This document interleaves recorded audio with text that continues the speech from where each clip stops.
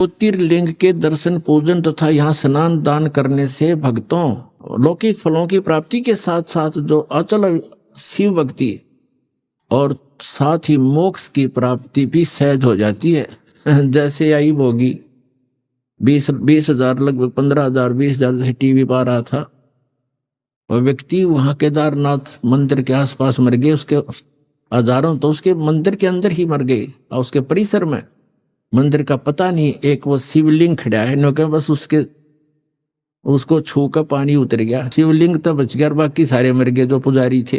अब यहाँ देखिएगा तो क्या कहते हैं, वहां जाने वालों को मोक्ष भी सहज में प्राप्त हो जाता है और लौकिक सुख भी होते हैं। फिर गीता के ज्ञान देने की क्या आवश्यकता थी, गीता पढ़ने की क्या आवश्यकता थी, फिर वेदों की क्या आवश्यकता थी। अगर वहां ऐसे जाने से मोक्ष हो जाता है तो बहुत आसान। नहीं तो भ्रमित ये फैलाया हुआ जाल है काल का। इसने पहले कहा था कि ऐसे भरमा दूंगा देवल देव और पाषाण पुजाऊं या विद जीवों को भरमाऊं। जाओ जोग जीत संसारा जीव न माने, कहा तुम्हारा जीव तुम्हारा कहा न माने।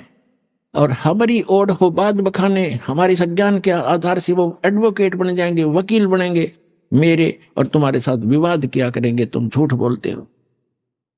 तो परमात्मा ने कहा था एक बार वो टाइम आने दे मेरा, और बिजली पीढ़ी की जो ठीक मन रखी है उसने ठीक ना आने दे, फिर देखूंगा तेरे सारे ज्ञान और तेरे सारे समाधान फेल कर दूंगा, अपने बच्चों को अपना ज्ञान समझाऊंगा।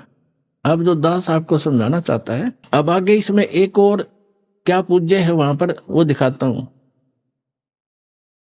ये देखिएगा हिमालय तीर्थ 19 पृष्ठ पे हम पुस्तक पे आ गए हैं। तत्पश्चात महाभारत काल में पांडवों द्वारा गोत्र हत्या अर्थात महाभारत युद्ध में अपने भाई बंधुओं आदि की हत्या के पाप से मुक्ति हेतु यहाँ पर देवादिदेव महादेव की आराधना पांडवों द्वारा की गई।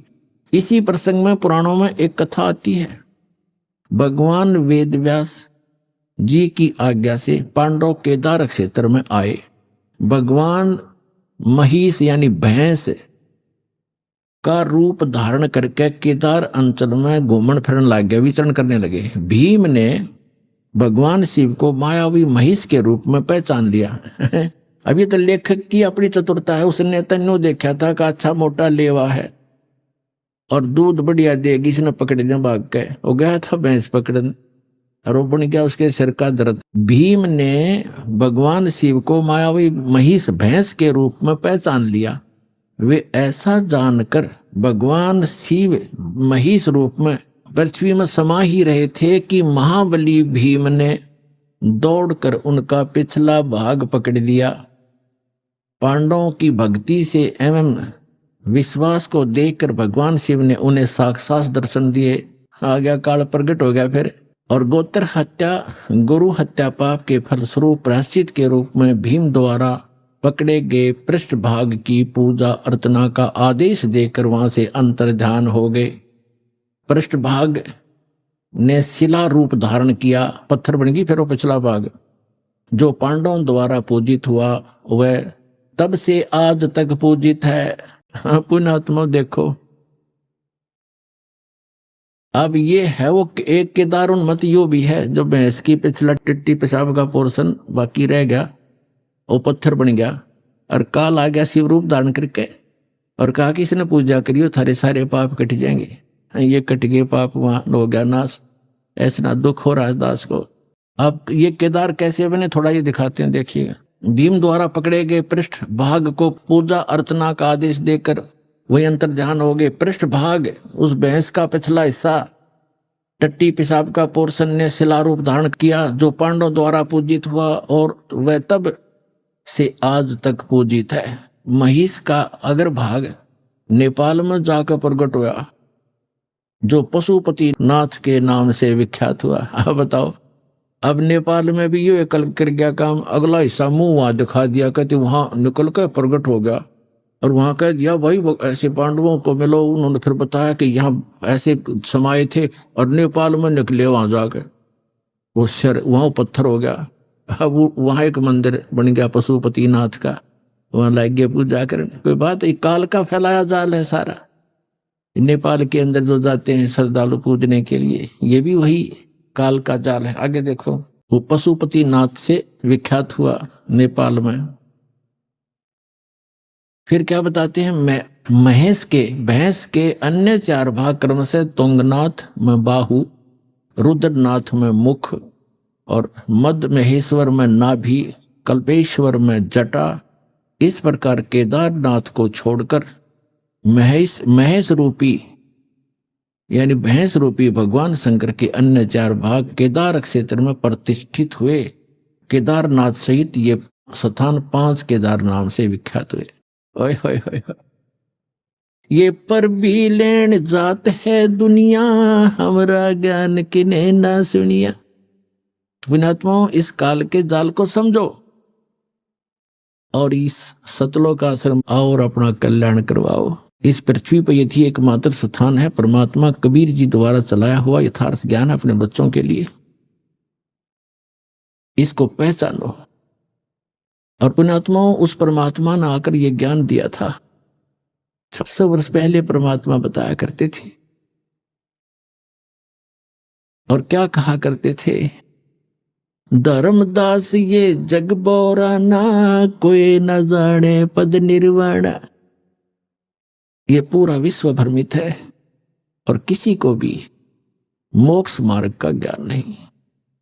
यही कारण मैं कथा पसारा, जग से कोई एक राम नियारा। यही कथा तुम जग जीव सुनाओ, सब जीवों का भरम नसाओ।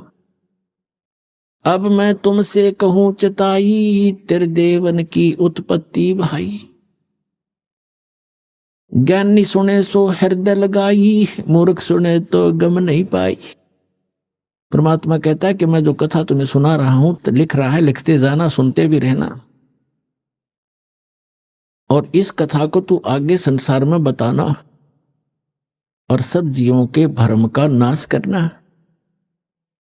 तो पुण्यात्मा, सौभाग्य आपका, आप जी को परमात्मा का ये मार्ग उस समय में मिल रहा है जो परमात्मा ने ये प्रकट करना था।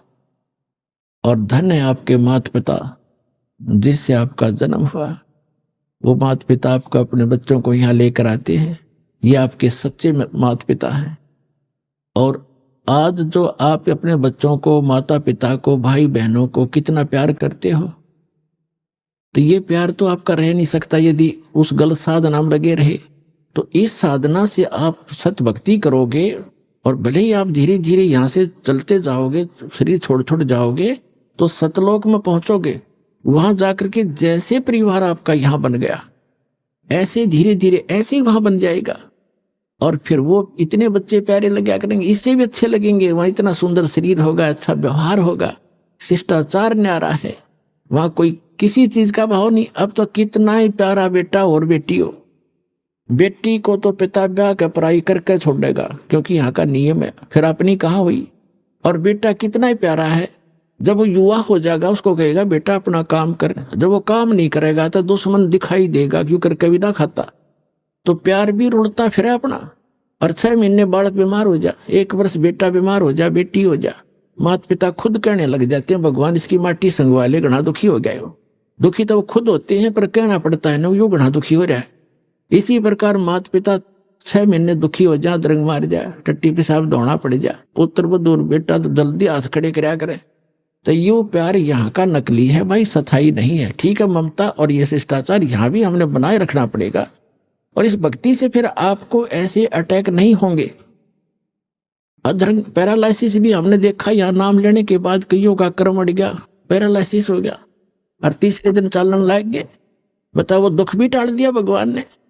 तो ये ऐसे सुख देगा, आप यहाँ भी सुखी रहोगे और सतलोक में सदा अमर स्थान पाओगे। परमात्मा कहते हैं, गरीबदास जी ने कहा कि सतगुरु आए दया करी, ऐसे दीन दयाले, बंदी छोड़ वृत्तास का, जठ रगनी प्रतिपाले। अमर करूं, खुद कहते हैं भगवान, अमर करूं सतलोक ले जाऊं, ताते बंदी छोड़ कहाऊं। बंदी छोड़ हमारा नामम, अजर अमर हमरा अस्थिर ठामम। हमारा अजर अमर स्थान है। ए स्वामी सृष्टा में सृष्टि हमार तीर, दास गरीब अदर रहूं, अवगत सत कबीर। भजन करो उस रब को, जो दाता है कुल सब।